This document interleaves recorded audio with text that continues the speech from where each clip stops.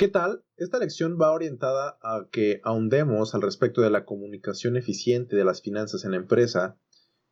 Y como vimos en su momento en este diagrama en el cual vemos el organigrama o la composición general de las finanzas en las empresas, vemos que pues estas habilidades clave que requiere que tengamos como financieros o como gestores del área de finanzas es la comunicación.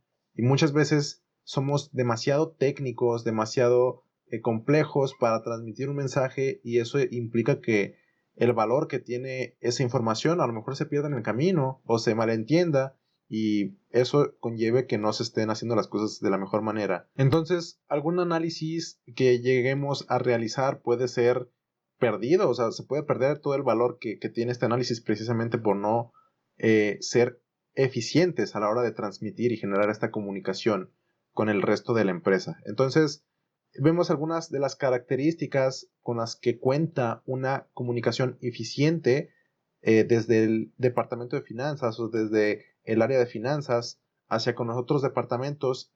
Y vamos a ver primero que la claridad. No utilicemos tecnicismos, si bien, como comenté en su momento, los tecnicismos son muy buenos para generar esta comprensión compleja y hablar de forma más clara entre profesionistas y entre personas que tenemos esta especialidad. Pero tenemos que comprender que a fin de cuentas tenemos que dar las conclusiones de forma sencilla, de forma clara, de forma entendible. Inclusive aquí en Oxígeno trato básicamente el storytelling que acompaña la explicación de cada una de estas herramientas, trato de que sea con la menor cantidad de tecnicismos posible y que sea claro, inclusive como si estuviéramos hablando con un niño, ¿no? Tratar de explicarlo de forma sencilla. Está esta estrategia de que si tú intentas explicar algo y si lo estructuras de forma que se lo expliques a un niño o a un anciano, primero estás aprendiendo mejor porque estás generando esta neuroplasticidad, y además eres eficiente a la hora de explicarlo, ¿no? El hecho de que lo expliques de forma clara significa que te das a entender y que te incrementas las posibilidades de que esa otra persona te comprenda, te entienda. También el contexto, explicar trasfondos o significados de los números. No basta con que yo diga, sí, tuvimos una utilidad neta o un flujo de efectivo libre de tanto. Ok, pero ¿qué significa, no? O sea, ¿es bueno, es malo? ¿Cuánto debió haber sido? ¿Cuánto han sido en periodos pasados?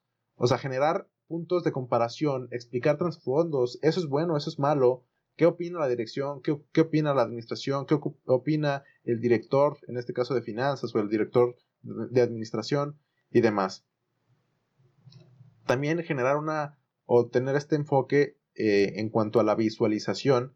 Hay que intentar utilizar tablas comparativas, gráficos e ilustraciones en la mayor medida posible. Afortunadamente, la tecnología cada vez más es algo que nos permite automatizar y ser más eficientes a la hora de ya no generar un reporte y presentar números, sino utilizar más gráficos, ilustraciones, tablas que permiten precisamente transmitir toda la información que se quiere proporcionar en estas sesiones o a la hora de hablar de dar a lo mejor una reunión en la cual vamos a hablar de las finanzas de la empresa.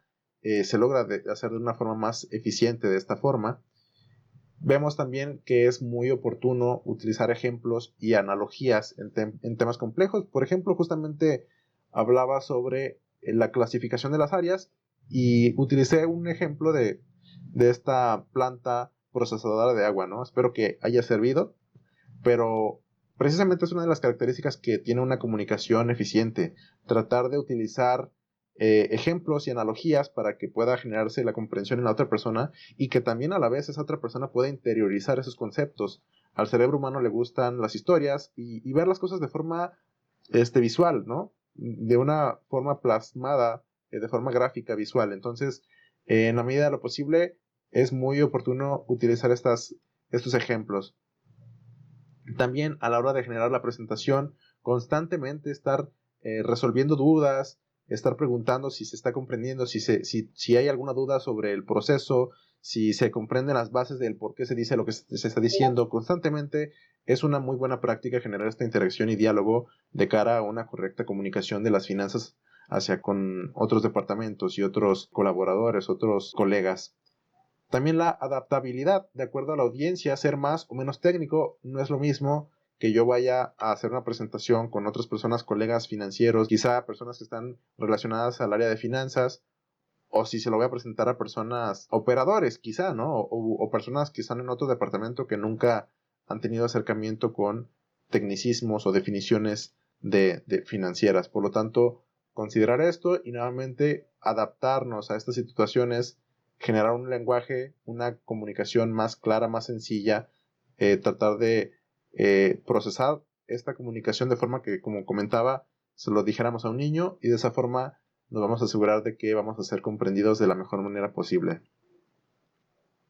También hay que ser relevantes, hay que enfocarnos en una cuestión relevante, ¿no? Hay veces que se generan ciertos análisis, pero si yo genero un análisis y no encuentro nada que de verdad sea de valor, digo, a lo mejor es no presentarlo, a menos que pues las políticas impliquen que lo tenga que hacer.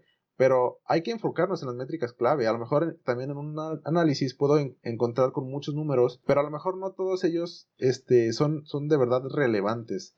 El hecho de yo presentar solamente aquellos datos que de verdad son informativos o aportan valor, es ahí donde entra en vigor este punto de la relevancia. Enfocarnos en dar la conclusión, en proporcionar la información conclusoria del análisis que se realizó, no mostrar el procedimiento, otros números que se generaron que no tuvieron ninguna relevancia a la hora de interpretarse y demás. Y también generar esta característica al respecto del acompañamiento y seguimiento. Siempre ponerse, o en la medida de lo posible, ponerse a disposición para ser contactado fuera de la sesión, para resolver dudas o brindar información adicional. ¿Sabes? Esta sesión está así, la información es esta. Puedes inclusive después de terminar una sesión seguir con esa información en la cabeza, darle vueltas, buscar enlazarla con otras cuestiones de la situación particular. Y si se te ocurre algo después de la sesión, a lo mejor te surge una duda después o quieres saber más cómo aplicar esto para otra cosa, adelante, ¿no? Se puede generar este acercamiento por fuera de la sesión y básicamente este acompañamiento y seguimiento ayuda precisamente a que la comunicación del departamento de finanzas hacia con el resto de la empresa sea de la forma más eficiente posible. Y bueno, básicamente eso es lo que tengo por esta lección. Espero que haya sido de interés y que se lleven a cabo estas prácticas que desde luego ayudan mucho. Creo que la comunicación, como comentaba, está en una de esas características que cada vez más los líderes financieros consideran que tiene que estar bien considerada, porque de repente, ¿de qué sirve que tengamos mucha información muy valiosa si no logramos transmitirla de forma clara y oportuna? Entonces, que se considere y eso es lo que tengo por esta lección. Nos vemos en la que sigue.